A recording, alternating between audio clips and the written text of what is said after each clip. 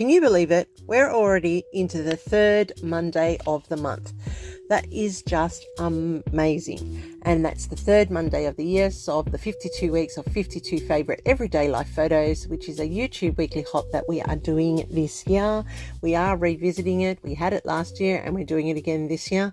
And already I've managed to miss one week. Oh well, I was out living, so my everyday living moments are now recorded for another day. All right, so today I'm using a photo of myself with a book that I did for a selfie challenge, but it's capitulating things that I like to do. I used to be a very, very big avid reader. In fact, that was my hobby, reading. But now it's scrapbooking and doing videos for you lovely people out there.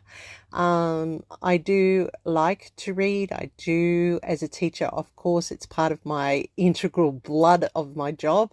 But I have in the last 2-3 years let it lag to the side, and so this holidays I've made a concerted effort to get back into it, and I must say I do love reading. It is a great world. So I am capturing for this layout that everyday moment of spending 10 minutes reading and enjoying a world other than the one I live in. Reading is, like my mum used to say when I was younger, reading is your best friend, and there is no other journey in the world like a book. You go to some amazing places when you enter into the pages of a book, and so I wanted to capture that love again. And for 2026, I really do want to read lots more than I have for the last couple of years. So I'm using some very non-branded paper, just from a pad and a loose sheet from Spotlight here in Australia, but I do have some simple stories that I'm going to use to cut out the tags from, and I've also got some Paige Evans that I'm cutting some tags from, and the other one is a pink fresh one and a photo play. So I'm just showing how you can mix and match all of the different pieces of paper out there and coordinate them into one cohesive layout. That's what I do. I mix and match with what I've got. I very rarely have a full collection with embellishments and everything. I don't do it. I don't know why I don't do it, but I just don't do it. I think that's a fallback from previous times when I wasn't able to do that. But now I just like the fact that I can use up all of my stuff and coordinate it, and it still looks pretty good when it goes together.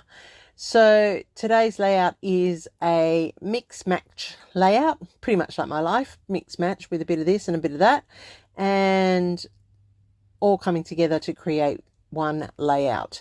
So I'm matching my photo here, which is 4 by 4.25, and then I'm just doing it as a double mat because I'm picking up the colors in the papers and the photo.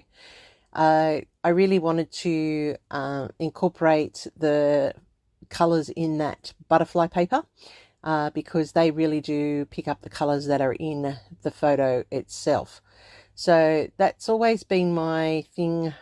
Well, no, I won't tell a story. Hasn't always been my thing. I have made some terrible blotches and mistakes along the way, making some horrible color combinations, which clashed with the photos, and therefore the photos did not shine. I have since learnt that if I follow the colors of my photos, the photos will always pop, and regardless of how busy a background is, if your colors are the colors of your photos will stand out. So I'm layering up my papers. It is a very lazy vertical design. We all use this design where you patch your papers together. I've got a 3-panel.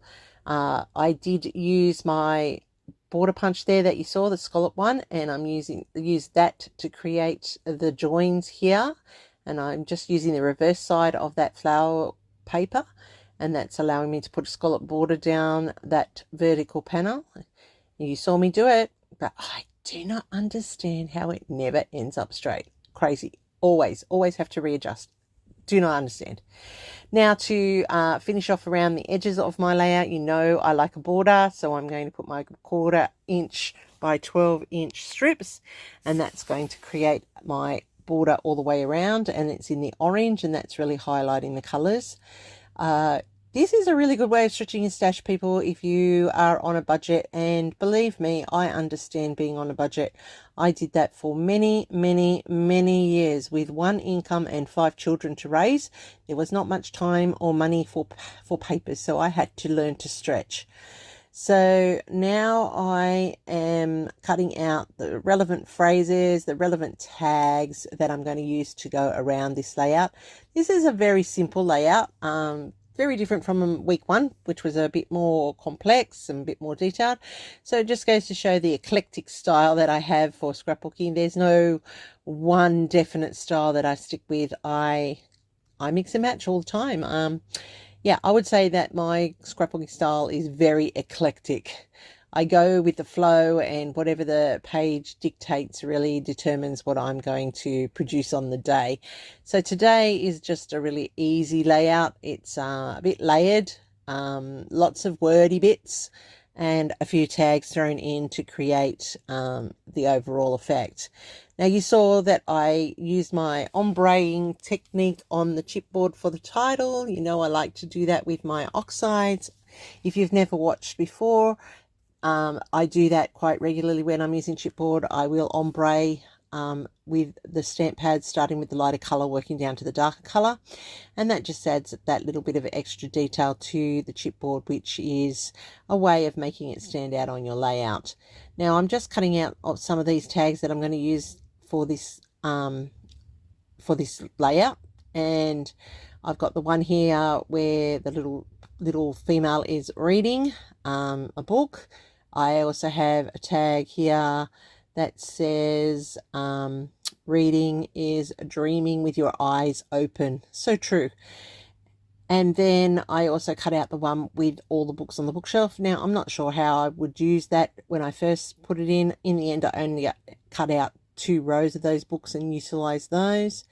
With the tag, when I'm off screen, I do dress them with a bit of ribbon and some staples to hold it in place. Now I do manipulate this title around, and I change it just to suit the page a bit more, and also the feel of the title I change around as well. So I'm just layering up all these little tags that says things like out of office, no Wi-Fi time, book lovers club, and that sort of stuff. So all of these little sayings about reading, you know. So this one here, I had fun novel moments captured, and then I changed it around to novel, I had novel fun moments captured, and then I manipulated around. So you'll see that in a moment. I did go off screen and adhered everything. I popped up some things with some foam tape.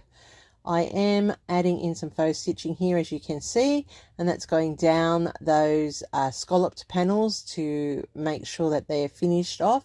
I am outlining some of these tags that are flat, or the quotes, just to make them stand out across that background, and you can see how that happens, and just the fine line of the black really makes a difference. It really makes it pop. I'm going to pretend I'm doing some faux stitching along these ones, just for that little point of interest, and make sure that I have adhered everything down, popping everything out with the black pen. Going to put in that I actually had this as a selfie challenge photo, and now I'm finishing off with my Nouveaux, and I've chosen gold, an old gold, and that blends in beautifully with the colors on the layout. And you can just see how that, despite that there's so much going on in the layout, that the photo really does just pop out there. And that's what I mean by using the colors of the photo to guide your layout. So pretty simple, quick one for you today. You know, there's lots of detail in it, yes, but it really wasn't a very difficult layout to create, and you can have a go as well. Don't forget to follow me on Facebook, where I have up close stills, so you can scrap lift your heart away. I'm more than happy for you to do that, but please share. I'd really like to see what you do. Thanks for watching, everybody. There is a full playlist link down below. Everybody who's playing along with this 52 weeks of 52 everyday moments.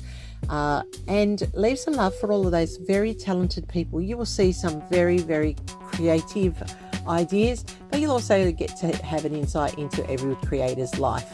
So thanks again for watching. I appreciate you stopping by today. Don't forget to give me a thumbs up, and if you're on digital, hype me. If you haven't already done so, hit that subscribe button, and thanks for watching. Here's my next video for you, and I'll see you there real soon.